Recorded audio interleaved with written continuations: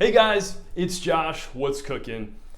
Listen, there's been something on my mind lately pertaining to social media that I've been wanting to share with you. Check this out. A while back, I'm at the gym and this guy comes up to me and he says, "Hey, I followed you on Instagram, so why didn't you follow me back?" And I remember being like, huh? I've seen people have these sort of expectations of others around social media before, and I think they could afford a correction because I'm always impressed how unaware they are by their own blatant narcissism to have that kind of expectation of others. But listen, no judgments. I politely told him, social media has become a very purposeful place for me, so unless I get value, I just don't follow. I didn't want him to take it personal because I don't even follow many of my friends and family for the exact same reason. And I could see the gears turning in his head, but I realized this guy's not going to take no thanks for an answer. So then he insisted to try to demonstrate how his page would add immense value to my life, worked overtime to convince me to follow him. And to be honest, it was kind of fun to watch. Wouldn't it be funny if I unsubscribed to a magazine subscription, say Nat Geo, one of my favorite magazines, and a representative from that magazine company called me up in shambles, crying, "What? Is everything okay? I thought we were friends. You know, you really hurt me when you unsubscribed." I mean, I think anyone who got this call would laugh themselves into tears, right? So that's why I find it so very entertaining that some social media users fall to pieces when they're unfollowed or simply just not followed at all. And I think sometimes we have to unfollow people in real life, and that's where our focus should really be. Historically, I probably would have just followed this guy from the gym because I had set zero boundaries with social media for myself. And of course, I didn't want to make anyone feel uncomfortable, right? So for example, instead of being present and in the moment of my day-to-day, I remember my thirst for validation being so extensive that I used social media to use any opportunity that presented itself to take and post a sexy posy picture. And I'm embarrassed to admit it, but the algorithm was not rocket science. The more sexy I posed or the more naked I got, the higher my likes were. But if I posted something of value to me, like environmental issues or the importance of plant-based nutrition or how we can curb climate change, I noticed that people tuned out completely. And the problem with this was this feedback loop sent me a very clear and dangerous message. And that said, your mind is worthless, but your body, show us more of it and we'll let you know how we feel. I had so few boundaries set around social media that I noticed how I let my self-worth become hooked on it for validation. And then I kept playing the game, showing more and more skin with each post and reaching for deeper and deeper compromises. And though I knew my content offered no value to anyone, and because I followed the same garbage, my narcissism and my hunger for attention was normalized. I mean, I had not only become a scrolling zombie, but I felt worse about myself with every post. And then the issue just compounded.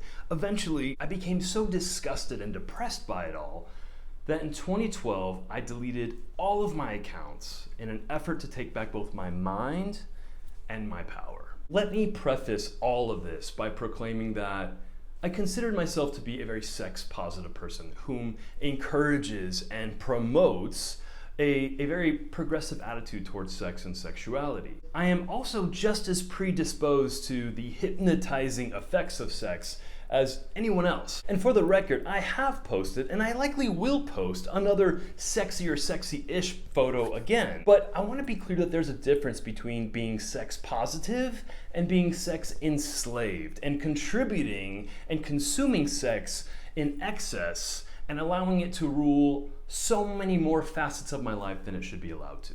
Here's one thing I didn't know, but my body definitely knows. In an effort to safeguard and establish the human population, our human brains have evolved to release a lot of dopamine when looking at sex or sexy people or sexy things. And at a subconscious level, our brains are literally hardwired to seek out sex, which is exactly why sex will always sell far more than logic. So if I want a cheap and easy and surefire way to get attention, then I can always just play to the weakest parts of the human brain and start taking off my clothes. And it's fun for a minute, don't get me wrong, but I learned firsthand that this approach to social media has a lot of long-term mental health disadvantages. Not all, but many of the very popular sexy influencers regularly suffer from depression and are oftentimes haunted by their own insecurities and inadequacies far more than the owners of those less sexualized accounts, for the simple reason that their self-worth is handcuffed to what their body looks like and what their followers have to say about it. In other words, they've become a slave to being likable. And then the people following and consuming all this highly sexualized content or digitally altered, say photoshopped and face-tuned pictures, all these people compound the issue by celebritizing this illusion of perfection, which leads to their own anxiety and their depression and their loneliness and body dysmorphia issues. All this became very apparent to me. So after taking a 2-year break from social media, I decided to give it another go, but this time with 2 very clear boundaries. 1, I will only post content in alignment with my values and my morale that in some way adds true value to myself and the betterment of humanity. And 2, I will only follow content that's in alignment with my values and my morale that in some way adds to the true betterment of myself and humanity. After all this time, I'm still not very popular online, but that's not the point. I have cultivated an audience interested in strengthening their minds, in a better planet, and in much more meaningful subjects than me having to be sexy or naked or even happy all the time. And as a result, today I can post a picture of pretty much whatever I want, captioned by my thoughts, and now my feedback loop is amplified by 1,000 intelligent readers that chime in. It's an entirely new reward system. Personally, I would much rather value 100 thought-provoking comments from intelligent readers far more than I value 500,000 likes from a bunch of horny Neanderthals that just want to see my dick. And see, that's the problem with the numbers game. First of all, it will not make you happy, nor does it tell the story of real impact or the value of true engagement. Reach does not equal value, and follower count does not mean people are listening. I think we need to stop focusing on numbers and instead concentrate on real connections that help one another. So here's how to human for a productive and enriching experience on social media. You do not need to be sexy to be relevant. You do not need to stimulate the world with your naked photos to be of value. You do not need to pander or celebritize other highly sexualized accounts like your friends do.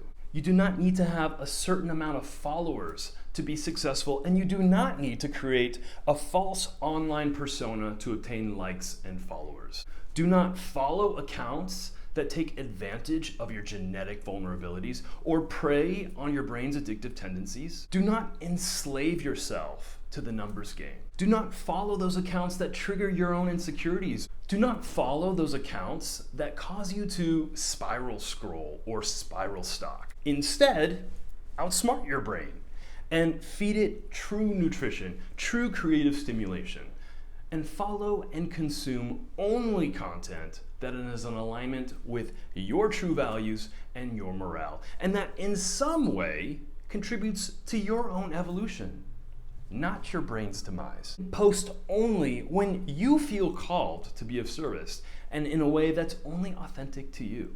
You're probably thinking, if I post about important topics, no one will tune into me. I'll become invisible. If you're unsatisfied with the attention you get by posting about important and valuable topics, don't change your content. Change your audience. Change your followers. It's quality over quantity, or depth over width. What I contribute to the world is a direct reflection of what and where I think my value is. So if I contribute just sex, then I'm telling the world, here's my value, sex. So why not find my voice and shine my light and contribute art or activism, wellness, education, or a slew of other things? Because the last thing social media needs right now is another posy, sexy selfie. Your willingness to be unfiltered or authentic, or your insistence to post about real life issues, and your choice to follow those who contribute not sex, but real value, doesn't make you unpopular or pathetic. It makes you powerful. Check this out. Go to your Insta and press the magnifying glass column. All the content you'll see here is content that Insta feeds you, and it's based on an intelligent algorithm designed to show you more of what you already consume. It's precisely what the inside of your brain looks like.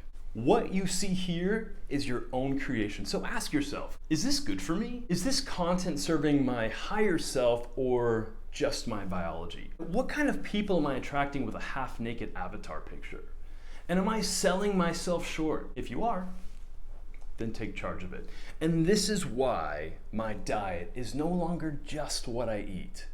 It's what I feed my mind, it's who my friends are, it's how I spend my time, it's what I contribute, it's what I listen to, and it's what I read.